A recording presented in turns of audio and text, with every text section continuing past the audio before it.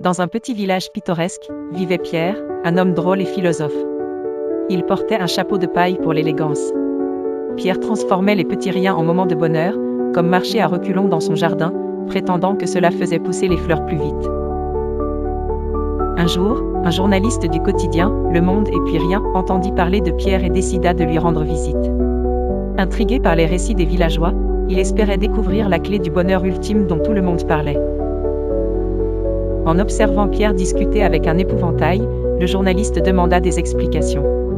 Pierre répondit que les épouvantails avaient de merveilleuses histoires à raconter, mais qu'ils étaient timides et qu'il fallait savoir écouter. Le journaliste passa la journée avec Pierre, suivant ses routines excentriques.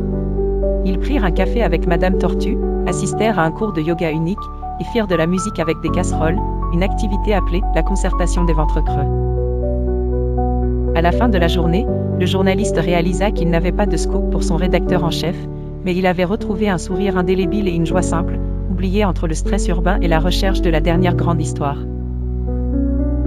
De retour à son bureau, il écrivit « Parfois, le véritable scoop n'est pas une histoire sensationnelle, mais le bonheur décalé, celui qui se trouve à l'ombre d'un chapeau de paille et dans les rires partagés autour d'une tasse de décaféiné. » Le journaliste devint l'ami de Pierre et revint chaque semaine au village, attiré par la simplicité joyeuse.